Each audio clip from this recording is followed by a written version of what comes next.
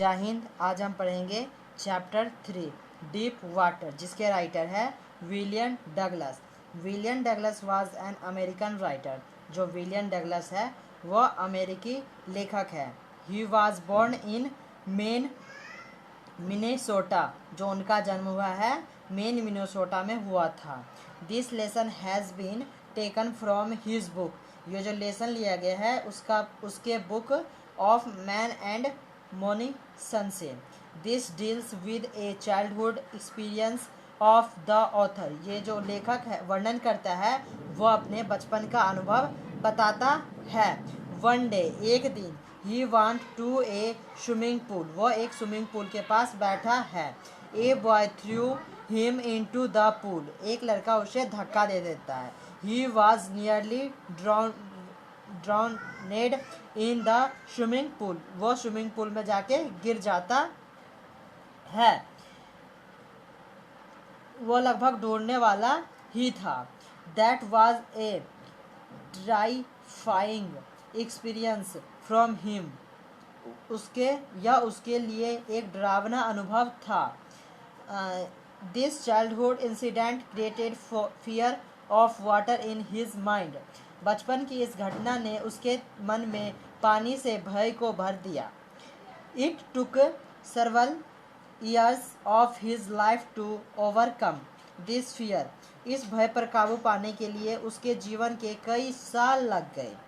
But he was able to conquer his fear with courage and determination. लेकिन वह साहस और दृढ़ निश्चय के साथ अपने भय पर विजय पाने में सफल रहा। The author had an aversion for water since his childhood. लेखक को अपने बचपन से ही पानी के प्रति नफरत थी। When he was only 3 or 4 years old, जब वह लगभग 3 या 4 साल का था, his father took him to the beach in California. वह और उसके पिता कैलिफोर्निया के बीच पर गए। He and his father stood together in the waves. वो और उसके पिता लहरों में साथ खड़े थे। He hung on to his father. वो अपने पिता को पकड़ रखे थे।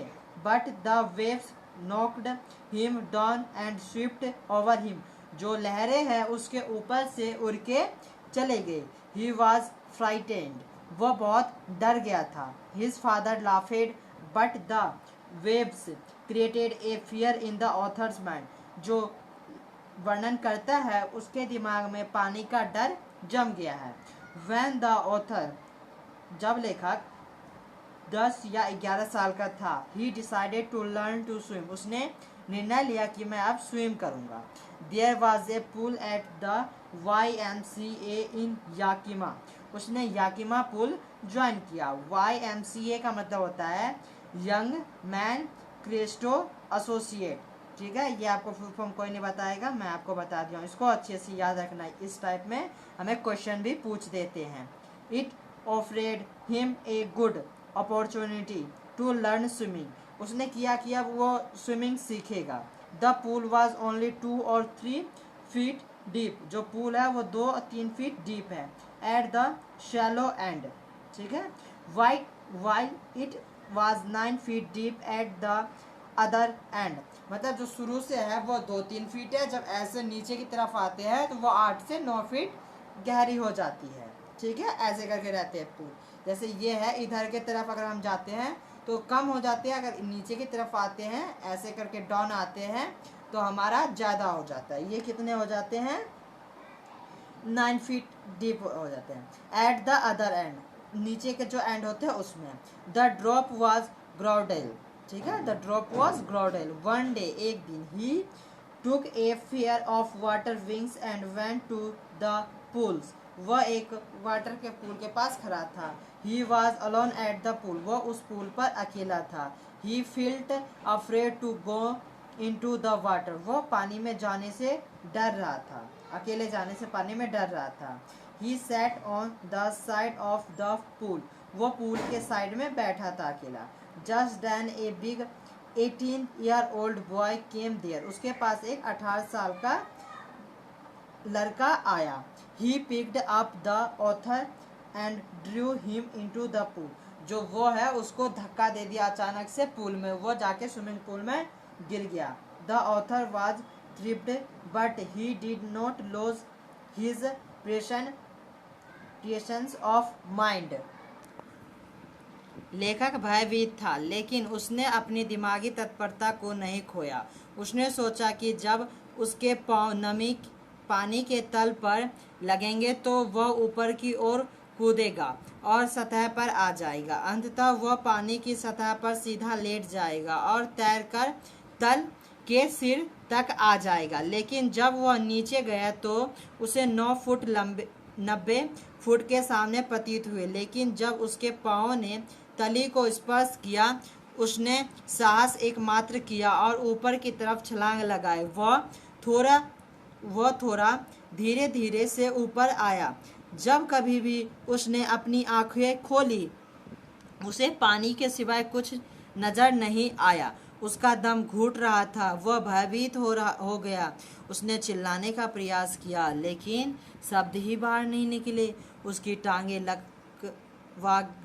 लकवाग्रस्त हो गए और अकड़ी हुई प्रतीत हो रही थी। ऊपर आने की बजाय वह नीचे ही नीचे जाता रहा, जैसे कोई बड़ी ताकत उसे पानी के नीचे की ओर खींच रही थी। उसने चिल्लाने का प्रयास किया, लेकिन चिल्ला नहीं सका। केवल उसकी दिल की धड़कन और दिमागी हलचल से उसे लगा कि वह जीवित है। उसने हवा को ग्रहण करना चाहा, लेकिन पानी मिला। उसने रस्सियां, सीढ़ी, जलपरों की खोज की, लेकिन पानी के सिवाय कुछ भी नहीं था।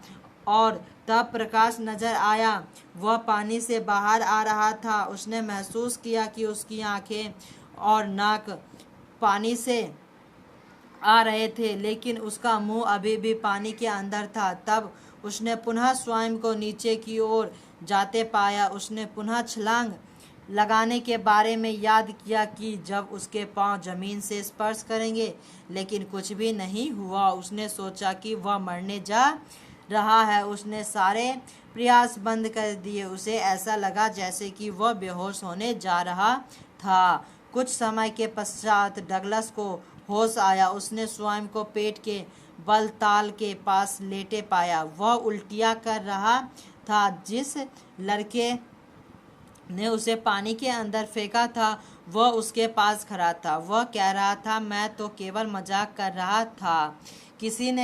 किसी ने कहा कि डगलस लगभग मर ही चुका था, लेकिन अब वह बिल्कुल ठीक था। कुछ घंटों के पश्चात वह अपने घर लौट आया, लेकिन वह कमज़ोर था और उसकी टांगें काँप रही थी। उस घटना के पश्चात उसके हृदय में बार बार आने वाला भय बैठ गया था। वह कभी भी ताल पर वापस नहीं गया। उसे पानी से भय लगता था और वह उससे बचने का प्रयास करता था। वर्षों के बीतने के बाद भी यह भय उसके मन में बना रहा। उसने इस पानी पर नियंत्रण पाने के लिए पूरे प्रयास किए, लेकिन वह उसके साथ बना रहा। अंततः अक्टूबर के एक दिन उसे एक अनुदेशक मिला। उसके साथ उसने सप्ताह में 5 दिन अभ्यास किया। अनुदेशक ने उसे कदम पर कदम तैरना सिखाया। उसने उसे सिखाया कि पानी के नीचे अपना चेहरा कैसे रखा जाता है और सांस कैसे छोड़ा जाता है, और तब अपने नाक को ऊपर उठाकर कैसे सांस लिया जाता है। उसने सैकड़ों बार इसी अभ्यास को दोहराया। फिर भी वह जानने को उत्सुक था कि क्या अभी भी वह भयभीत होगा जब वह ताल में अकेला होगा। अपने भय पर नियंत्रण पाने के लिए लेखक न्यू हैम्पशायर में लेक वेटवर्थ पर गया। उसने ड्रग्स द्वीप पर एक जहाज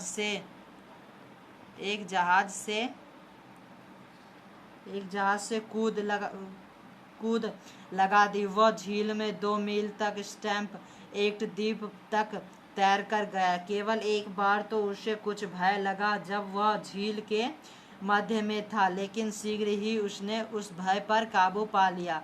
तब वह तैरकर वापस आया। वह खुशी से चिल्ला उठा। तब अंततः वह पानी और तैराकी के प्रति अपने भय पर विजय पाने में सफल रहा। इस प्रकार हमने पढ़ा कि किस प्रकार जो राइटर है वो अपने भय पर काबू पा लिया। तो इसी तरह फिर मिलते हैं हम नेक्स्ट वीडियो में। जय हिंद।